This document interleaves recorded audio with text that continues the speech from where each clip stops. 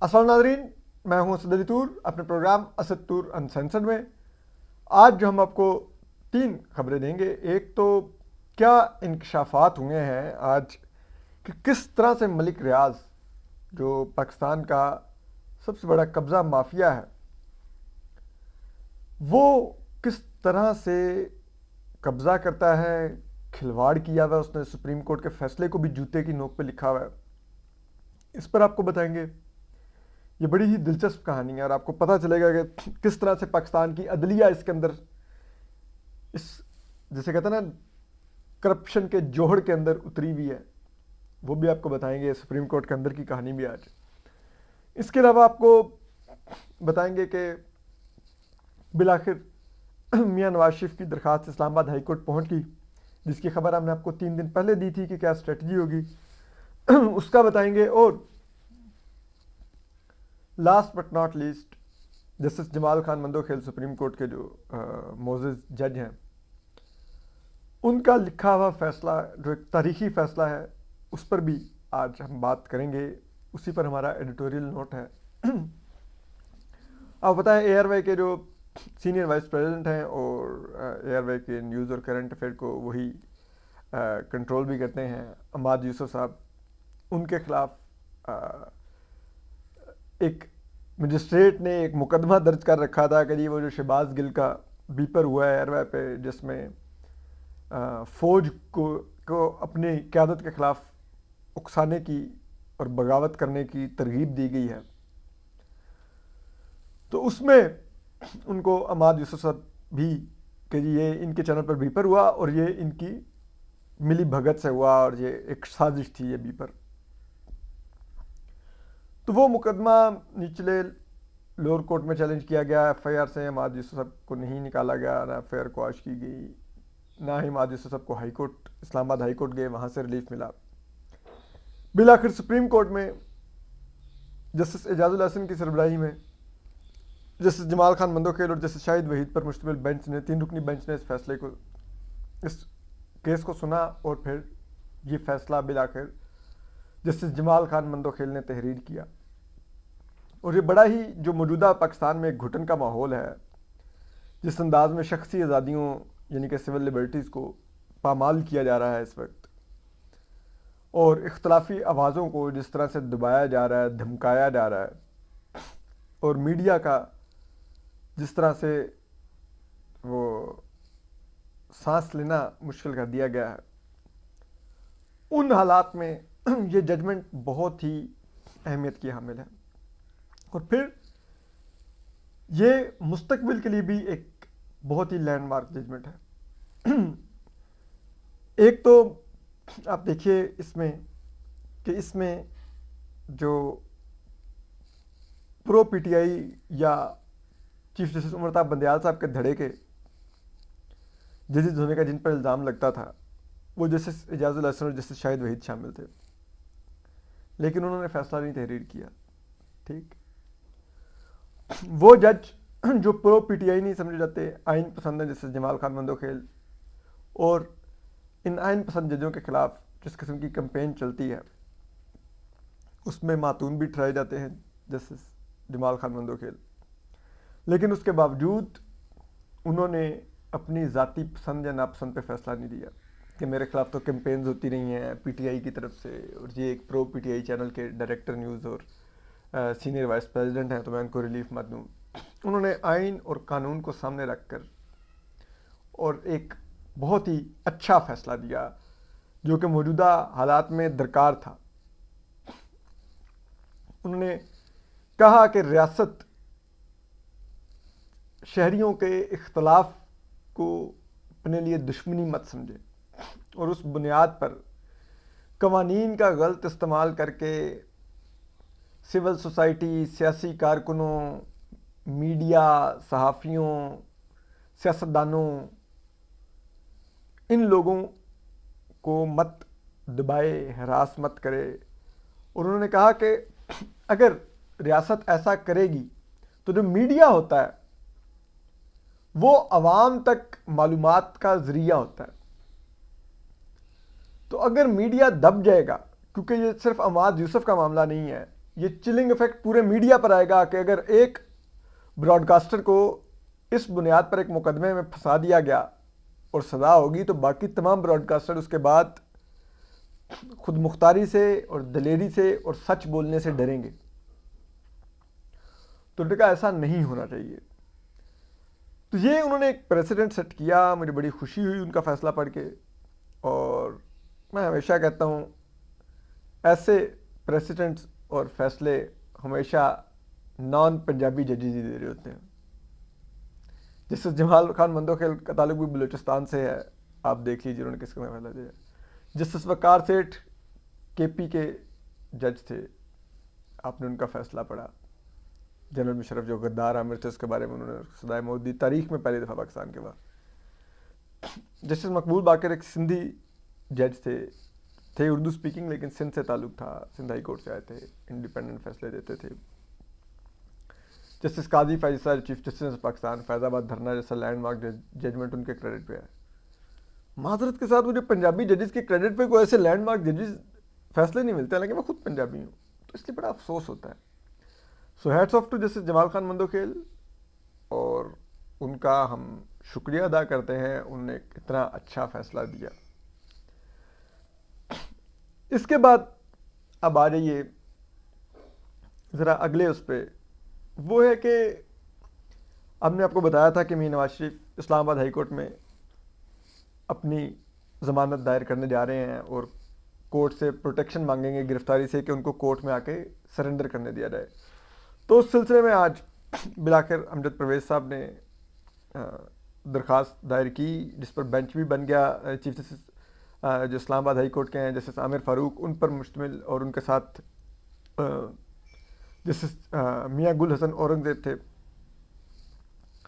اور جو نون لیگ کی طرف سے میاں نواز شریف صاحب کو جو نمائندگی کر رہے تھے وہ امجد پرویز صاحب کر رہے تھے, جو نیب کیسز میں بھی ان کے وکیل بھی ہیں.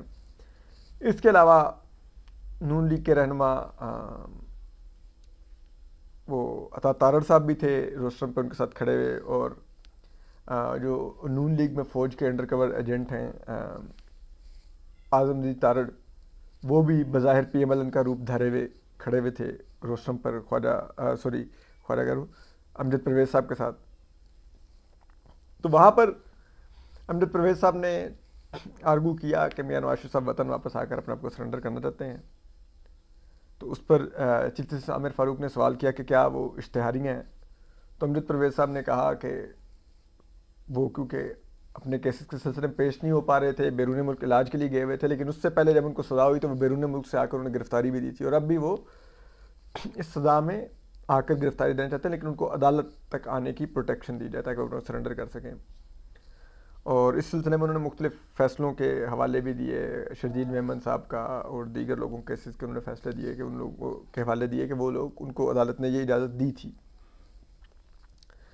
پھر میاں گل حسن اورنگزیب صاحب نے پوچھا کہ کوئی نیب کی طرف سے ہے, تو پھر نیب کے جو کیا قریشی صاحب ہیں وہ آگے پروسیکیوٹر, انہوں نے ان سے پوچھا کہ قریشی صاحب وہ نیب کا کیا موقف ہے. تو انہوں نے کہا جی ہمیں تو کوئی اعتراض نہیں ہے اگر کوئی ملک آ کے اپنے آپ کو گرفتاری دینا چاہتا ہے. تو انہوں نے کہا کہ اس کا مطلب ہے آپ کو اعتراض نہیں ہے بیل پر.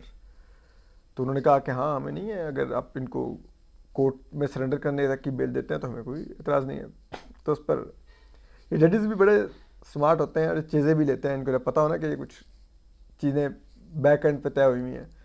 تو انہوں نے کہا کہ اچھا نیب کو کوئی اعتراض نہیں ہے, تو پھر میاں نواز شریف کی جو العزیزیہ کیس والی اپیل ہے وہ بھی آج ہی نا ڈیسائیڈ کر دیں, اس پر بھی پھر آپ کو اعتراض نہیں ہوگا, اس صدا کو پھر ہم کالعدم قرار دے دیتے ہیں.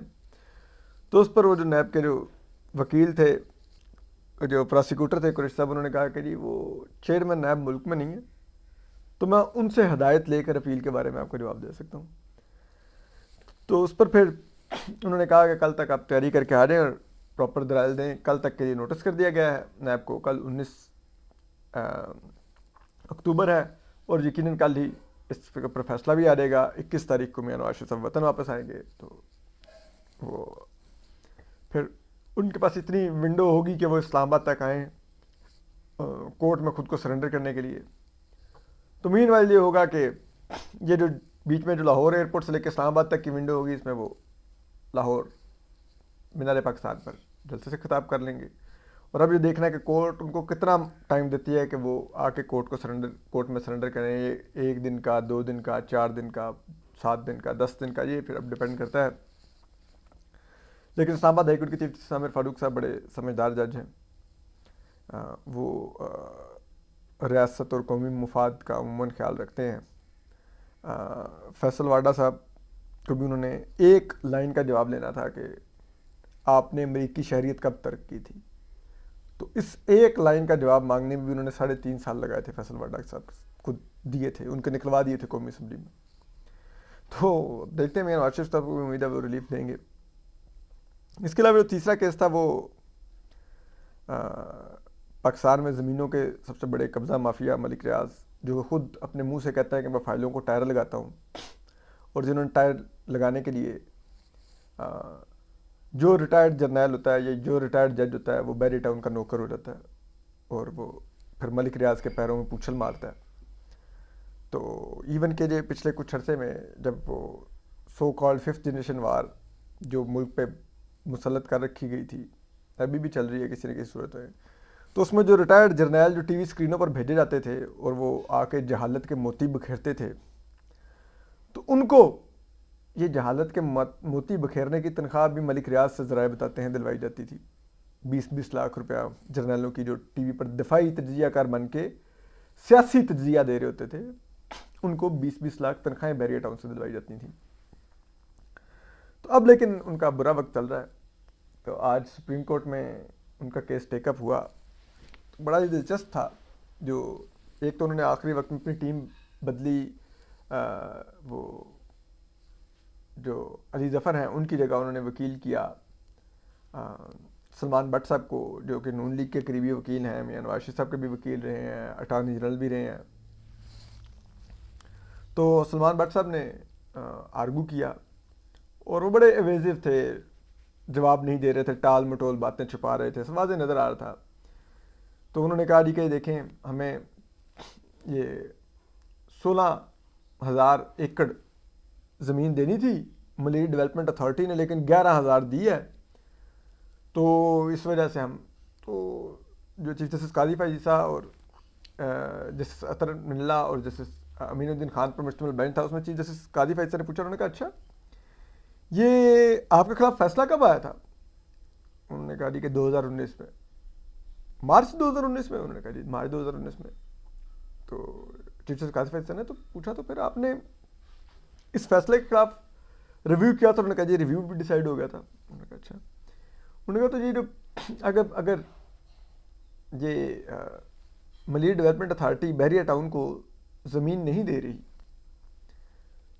تو آپ لوگوں نے کوئی اس پر دی کوئی سپریم کورٹ سے؟ انہوں نے کہا جی بالکل ہم نے دادا سے رجوع کیا. تو انہوں نے کہا کہ تو وہ 3 سال کیوں نہیں وہ فکس ہوئی آپ کی پٹیشن؟ تو انہوں نے کہا جی پتہ نہیں. انہوں نے کہا نہیں کہ آپ نے کوئی ارجنٹ ہیئرنگ کی بھی اپلیکیشن نہیں دی؟ انہوں نے کہا نہیں. چیف جسٹس قاضی فائزہ نے پوچھا پھر اچھا اگر ارجنٹ ہیئرنگ کی بھی آپ نے اپلیکیشن نہیں دی تو کیوں نہیں دی؟ آپ کو 5,000 ایکڑ زمین نہیں مل رہی تھی، آپ کو تو بڑا جلدی میں ہونا چاہیے تھا. مجھے بڑی حیرت ہو رہی ہے. پھر انہوں نے پوچھا کہ اچھا ایک بات بتائیں، اگر آپ کی یہ پٹیشن نہیں فکس کی 3 سال سپریم کورٹ، تو آپ چاہیں گے کہ ہم یہ انکوائری کریں انٹرنل اپنے، تاکہ سپریم کورٹ کے اندر بھی انٹرنل اکاؤنٹیبلٹی ہو کہ کس نے یہ درخواست نہیں فکس ہونے دی؟ تو انہوں نے کہا کہ نہیں ہم نہیں چاہتے. انہوں نے کہا کیوں نہیں؟ آپ کا ایک اتنا بڑا مسئلہ اتنا سال پینڈنگ رہا، کیوں نہیں آپ نے درخواست فکس کروانے کی کوشش کی؟ اور کیوں آج آپ نہیں چاہتے کہ اگر آپ کی درخواست فکس نہیں ہوئی تو اس وجہ سے جو آپ کو نقصان ہوا ہے اس افسر کو آئیڈینٹیفائی کر کے کارروائی کی جائے اس کے خلاف جس سے آپ کی درخواست؟ تو انہوں نے کہا نہیں. پھر جب کہانی آگے بڑھنی شروع ہوئی تو پھر انکشافات کا سلسلہ شروع ہوا. سندھ حکومت کی طرف سے وہ ایڈوکیٹ جنرل سندھ پیش ہوئے تھے اور ملیری ڈیولپمنٹ اتھارٹی کی طرف سے فاروق نائک صاحب وکیل تھے. تو وہ انہوں نے پوچھا کہ اچھا بہرحال آپ کو جو جرمانہ ہوا تھا 460 ارب، چیف جسٹس قاضی فائزہ نے پوچھا، انہوں نے کہا کہ آپ نے کتنی ملک ریاض صاحب نے قسطیں جمع کروائی ہیں؟ تو انہوں نے کہا جی کہ وہ مجھے پتہ نہیں ہے. انہوں نے کہا آپ کو پتہ ہی نہیں ہے، آپ کیسے آگے؟ انہوں نے کہا وہ میں چیک کر کے کلائنٹ سے بتاؤں گا. انہوں نے کہا اچھا. انہوں نے کہا کہ آخری قسط کب جمع کروائی تھی؟ انہوں نے پھر وہ बहरी टाउन के ना एक चीफ अकाउंट ऑफिसर आए हुए थे, वो साथ साथ उनको कैलकुलेटर करके ना कुछ बताते रहते थे। तो उन्होंने उनसे थोड़ा पूछा, उन्होंने कहा कि वो सर हमने शायद 2022 में कोई जमा करवाई थी। उन्होंने कहा अच्छा। अतर मिल्ला साहब ने पूछा कि 48 किस्तें आपने जमा करवानी थी, 48 में से कितनी जमा करवाई हैं अभी तक? तो फिर सलमान भट्ट साहब कहते हैं कि नहीं, वो पूछना पड़ेगा अपने क्लाइंट से कि कितनी किस्तें जमा करवाई। उन्होंने कहा क्या आप आए हैं तैयारी करके नहीं है, आपको पता ही नहीं? उन्होंने कहा नहीं, वो मुझे पूछना पड़ेगा। उन्होंने कहा अच्छा कितने पैसे अब तक जमा करवाए हैं? तो उन्होंने चीफ अकाउंटेंट से पूछा, फिर उन्होंने कहा जी 65 अरब रुपए हम जमा करवा चुके हैं। उन्होंने कहा कि आपने पिछले 4 साल में 460 अरब का आपको जुर्माना हुआ था और आपने 48 किस्तों में वो जमा करवाना था, अब तक आपने सिर्फ 65 अरब रुपए जमा करवाया। तो उस पर सलमान भट्ट साहब ने कहा कि वो असल में क्योंकि मिलिट्री डेवलपमेंट अथॉरिटी हमें ज़मीन नहीं दे रही थी तो हमने भी किस्तें देनी बंद कर दी। तो चीफ जस्टिस कासिफ आइसा ने कहा कि भाई अगर वो आपको ज़मीन नहीं दे रहे थे तो आप किस्तें जमा करवाते रहते, आप हमारे पास पिटीशन करते और कहते ये ज़मीन नहीं दे रहे, तो या तो फिर हम किस्तें नहीं देंगे, तो या तो कोर्ट आपको अलाउ कर देती कि आप किस्तें मत दें, या कोर्ट आपको कहती है आप किस्त छोटी कर दें, और या कोर्ट इनको ऑर्डर करती है कि आप फौरी तौर पर 5000 एकड़ जो अराजी आपने नहीं अभी तक दी बहरिया टाउन को वो दें। आपने तो रजू ही नहीं किया, आप हमारे पास आई नहीं है। तब इधर से कहानी समझ आनी शुरू हुई कि बज़ाहिर गेम ये थी कि उन्होंने कहा कि जनाब 65 अरब, उसमें से भी 190, वो भी अभी आगे कहानी आपको बताते हैं, वो भी आज सुप्रीम कोर्ट में डिस्कस हुआ, होता है उसमें भी इंकशाफात हुए। तो उन्होंने कहा कि वो 190 मिलियन डॉलर तकरीबन 190 मिलियन पाउंड जो कि तकरीबन 40 अरब के बनते हैं वो जमा कराओ। 25 अरब वैसे वो डाउन पेमेंट दे चुके थे सुप्रीम कोर्ट को उस जुर्माने की।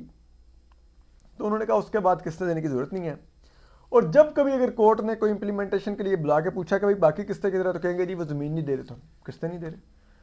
तो चीफ जस्टिस कासिफ आइसा ने कहा कि भाई बात ये है कि ये आपका काम नहीं था डिसाइड करना, फैसला तो फैसला होता है, उस पर तो अमल आपने करना था कि आप किस्तें जमा करवाते रहते।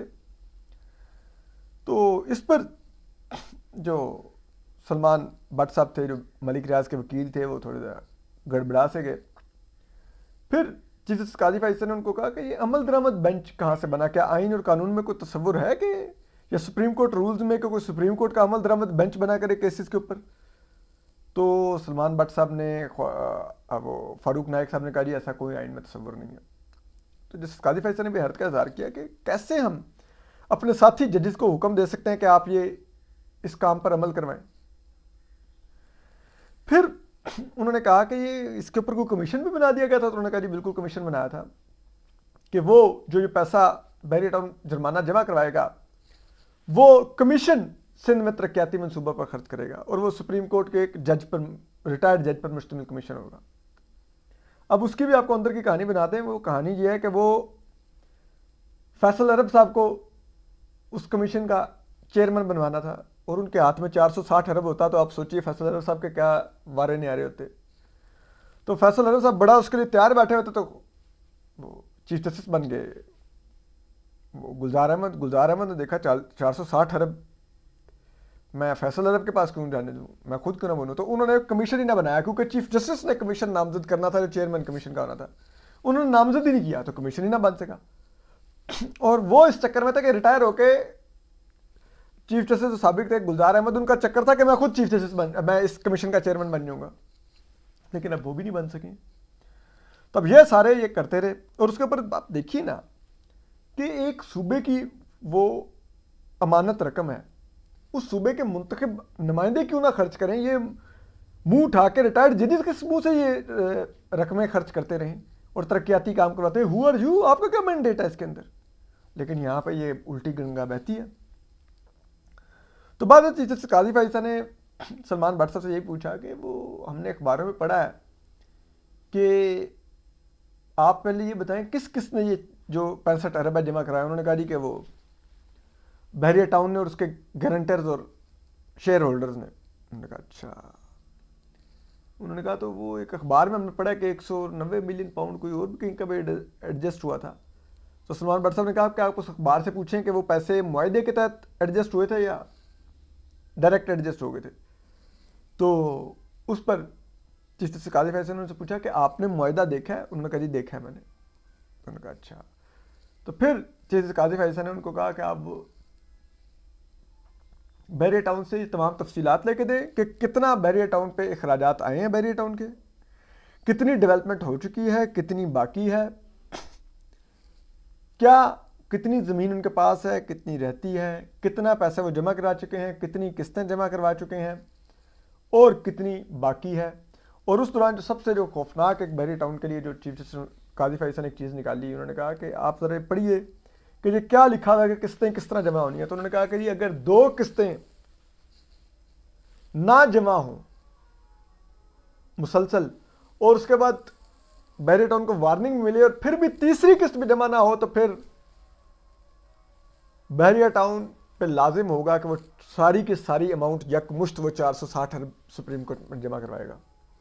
اور بحریہ ٹاؤن 3 چھوڑے کئی قسطیں ڈیفالٹ کر چکا ہے. اور اس پر پھر انہوں نے کہا ہے کہ آپ ذرا اب تیاری کر کے آئیں. بحریہ ٹاؤن کو تقریباً اگلے 4 ہفتوں کی مہلت مل گئی ہے اور اس کے بعد پھر بحریہ ٹاؤن کو ٹیکہ لگے گا. اور 460 ارب کوئی چھوٹی رقم نہیں ہے, اور موجودہ پاکستان کے حالات میں یہ بہت ہی اہم ہے پاکستان کے لیے. تقریباً $1.5 ارب بنتا ہے اور ہم 1 ارب ڈالر کے لیے ہم ادھر ادھر ناک کی لکیریں نکلوا رہے ہیں. اور یہ قبضہ مافیا ملک ریاض. تو بہرحال اب دیکھتے ہیں کیا ہوتا ہے. اپنا خیال رکھیے. اللہ حافظ.